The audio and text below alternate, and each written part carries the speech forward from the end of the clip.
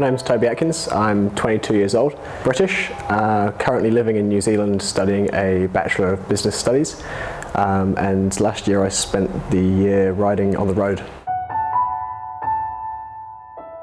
So I arrived at my training camp January 2015. I arrived at the team house, met the sporting director and several of the riders, just 2 or 3 of them. Over the course of the week, the rest of the riders turned up, which meant I had a chance to get to know them on an individual level, which made it a lot easier jumping into that kind of culture. It meant that I had not too much stress on me. Looking back, I think one of the things that I really struggled with every member of the team was really nice. They all went out of their way to help me with the change of culture, to help me with the language particularly. That was a big barrier for me. And knowing that they're really nice people in general made it much harder for me to believe that something like this could be going on.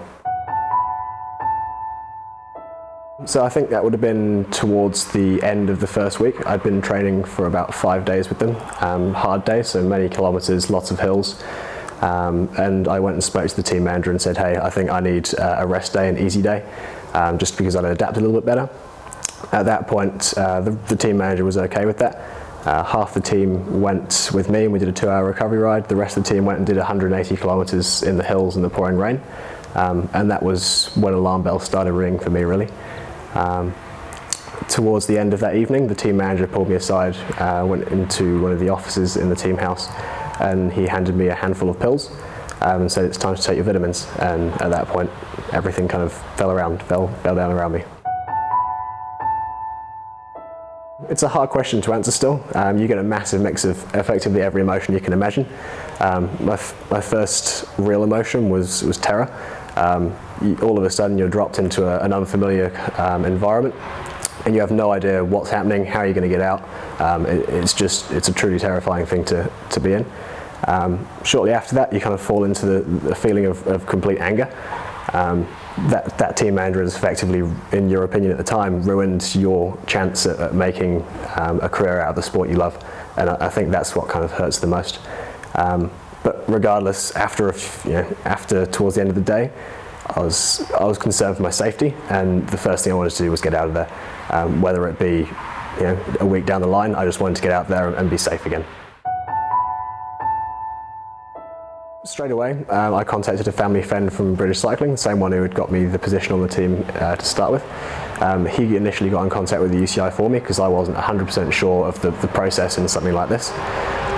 Within 24 hours of me telling British Cycling, the UCI, the legal department, had got in contact with me, and we'd had a good discussion about what was going to happen next.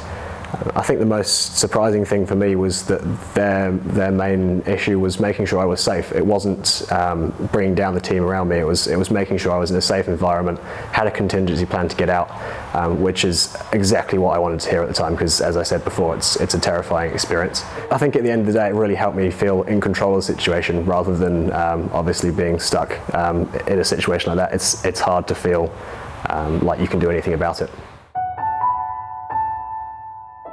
So in the initial stages of the investigation, I was pretty scared. I had no idea what to expect, as most riders wouldn't have any idea what to expect.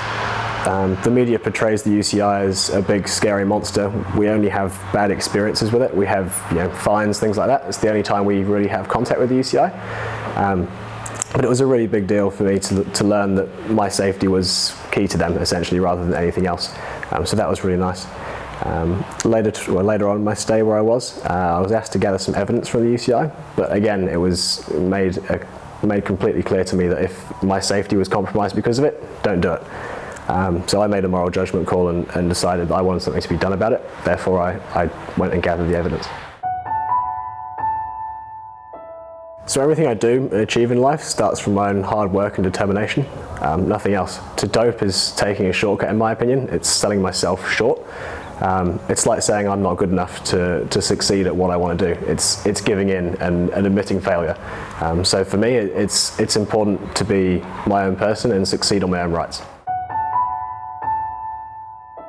First of all, don't jump to conclusions. Keep calm, do some research and contact someone who knows. But I also know that UCI has got the personnel available to contact to ask these kinds of questions. If you are faced with a moral judgment, there's no shame in asking.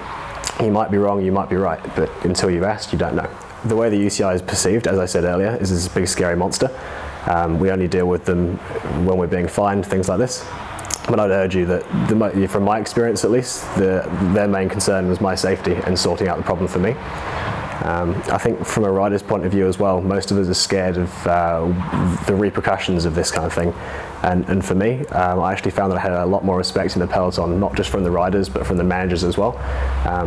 And at least from my perspective, I think that's what most riders are scared of, is how they'll be treated after something like this. But yeah, as I say, if anything, my life has got a lot easier in the peloton since then.